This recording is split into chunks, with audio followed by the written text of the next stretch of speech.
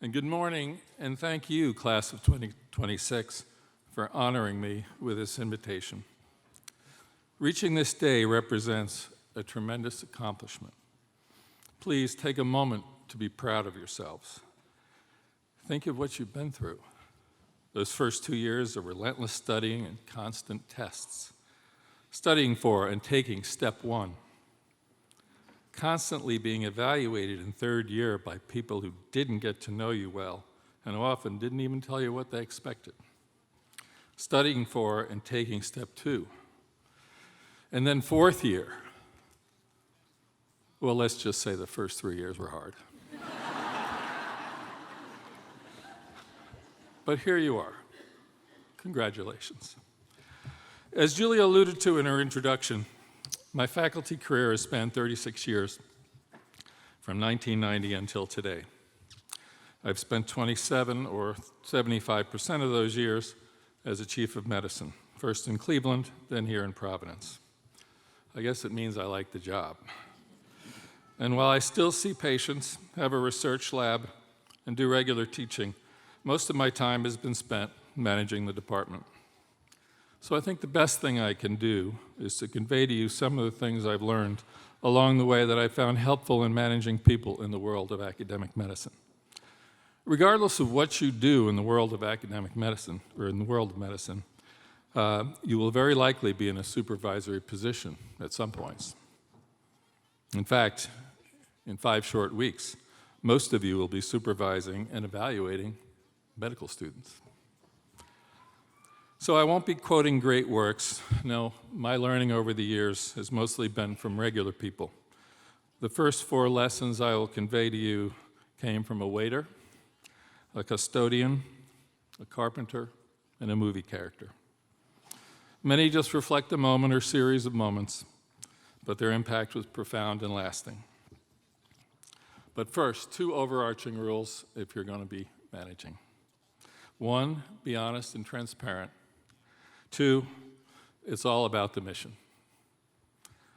I'll say no more about those. They speak for themselves. So in 1978, I was working as a waiter in a Boston restaurant while I applied to medical school. I was talking with a fellow waiter and told him that I had read an article saying that medicine was becoming more onerous with the onset of managed care, loss of autonomy, and curtailing of income. He gave me an incredulous look and said, "Listen, you're going to have a career with geographic mobility, social respectability, intellectual satisfaction, the capacity to help people in need every day, and, even if it's limited, an income very likely to put you in the top 25% of earners. What are you talking about?" Whenever I start feeling sorry for myself, I remember those words. The custodian, Jerry Freeman, was responsible for the maintenance of the labs where I spent most of my early days in Cleveland.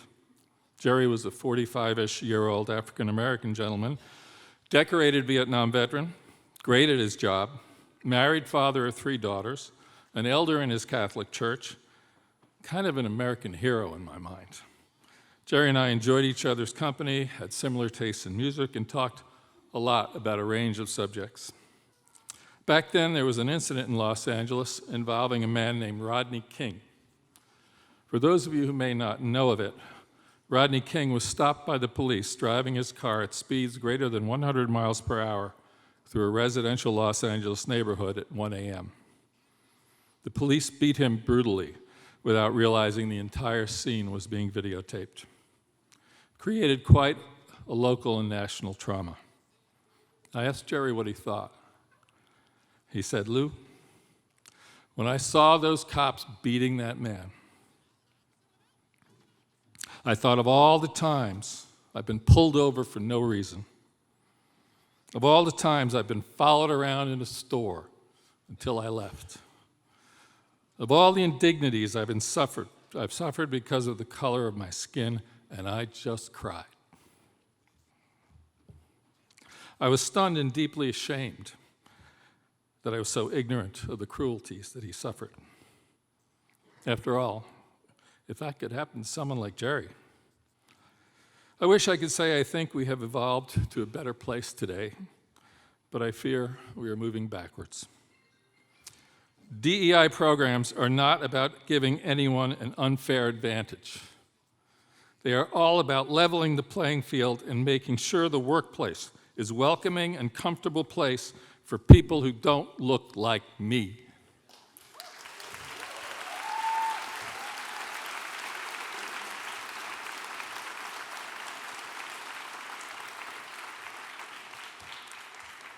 I really cannot wait until we get past this national fever nightmare we're experiencing and remember who we aspire to be. The carpenter's rule was simple. Measure twice, cut once. Never believe the first version of a story. Always get the version from every side before making a decision. Some of my most bonehead acts came from not following this rule and have resulted in me being truly, albeit unintentionally, unfair to people. The movie character is Albie Singer, played by Woody Allen in the 1977 Best Picture Oscar-winning film Annie Hall. The basic plot is that Albie is a comedian who falls in love with a lounge singer played by Diane Keaton. Their romance breaks up when she moves to LA and he refuses to leave New York. The movie ends with a voiceover with Albie wondering why people have relationships. And he says, I guess it's like that old joke where a guy walks into his psychiatrist's office and says, my brother's crazy. He thinks he's a chicken. The psychiatrist responds, well, why don't you turn him in? To which he responds, I would, but I need the eggs. When you're a manager and you cannot and should not dictate the personalities of the people who work for you. Your job is to create an environment where a variety of people can thrive. It's not always easy, but it's a job. The next rule is one that anyone who has ever met my colleague and the executive vice chair of the Department of Medicine, Angie Caliendo, who is here today, know that I follow this rule. Always hire people that are smarter than you. So, if you think you're always the smartest person in the room, please don't take a management job. It's a prescription for disaster. A corollary to this rule is that when you hire talented people, you need to give them three things. Authority, because people are more committed and satisfied when they're not micromanaged. Protection, when things go wrong. Realize that you have shoulders big enough to take the blame. After all, you are in charge. And most importantly, credit. Always give away the credit. Earnest praise is a great multiplier. Final rule, I think this is a general about life, is to cultivate your capacity to admire, by which I mean recognize in others accomplishments or qualities to which you aspire. My wife, Yana, and I celebrated our 40th wedding anniversary 1 week ago. Thank you. I married Yana because I loved her passionately, still do. I had no idea when I married her that she would become such a wonderful mother to our children and beloved grandmother to our grandchildren. I had no idea she would become a highly respected as a skilled and compassionate mammographer, or that she, an only child, would be so generous to my 9 siblings, or that she would realize her true passion as an artist after she retired. I have loved all of my children since infancy, but I truly admire the profound impact my son Paul has on young men as a college football coach.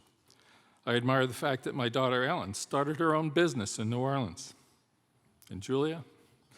Well, the grit, resilience, and frankly, brilliance I have observed in her getting to this day fills my heart with admiration.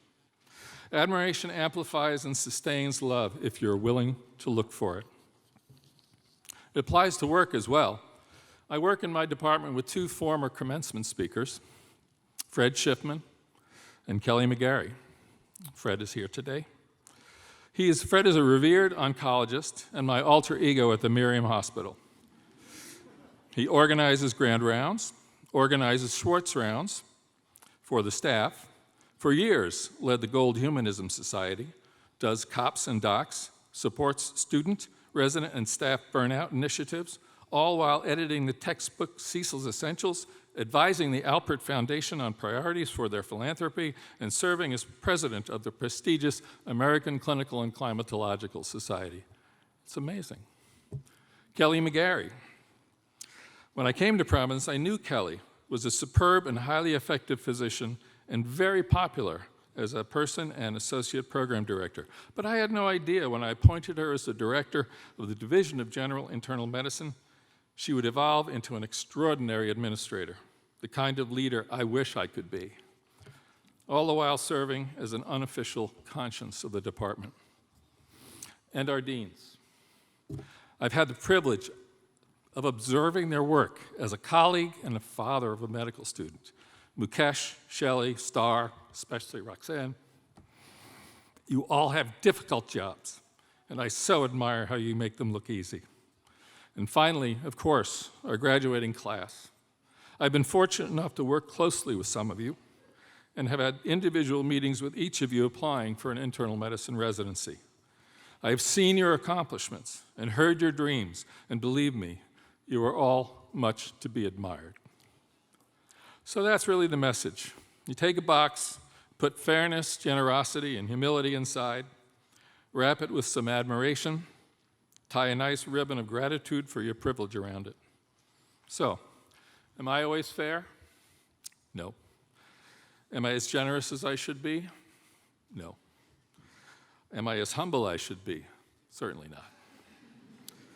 But I do have my moments, and I'm okay with that. After all, the best hitters in the Baseball Hall of Fame bat .300, meaning they fail 7 out of 10 times. The tennis great Roger Federer once pointed out that in his unparalleled career, he won 80% of more than 1,500 singles matches, but lost 46% of the points in those matches. If we're honest, we must acknowledge that we frequently fail to live up to our ideal standards. It is the humility that results from that that leads us to be so diligent in our work, and perhaps even more importantly, allows us to approach each of our patients without judgment, which is the very least they deserve.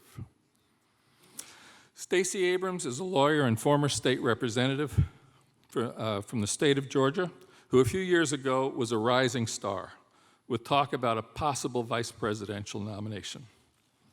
I saw her on a Sunday morning talk show during that time, where the moderator asked her how she maintained her reputation as such a nice and humble person amidst all the adulation. She replied, "I've met myself, and I'm not impressed." I wish for all of you the level of self-awareness and self-confidence it takes to make that statement. If you'll indulge me for just one more minute, I would like to close with a poem written by Benjamin E. Mays, a civil rights icon, a spiritual mentor to Dr. Martin Luther King Jr., and for 27 years, president of Morehouse College. The poem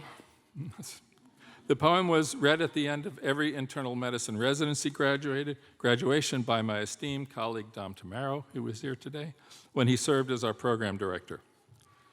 It is called, "I Have Only Just a Minute." I have only just a minute, only 60 seconds in it. Forced upon me, can't refuse it. Didn't seek it, didn't choose it. But it's up to me to use it. I must suffer if I lose it, give account if I abuse it. Just a tiny little minute, but eternity is in it.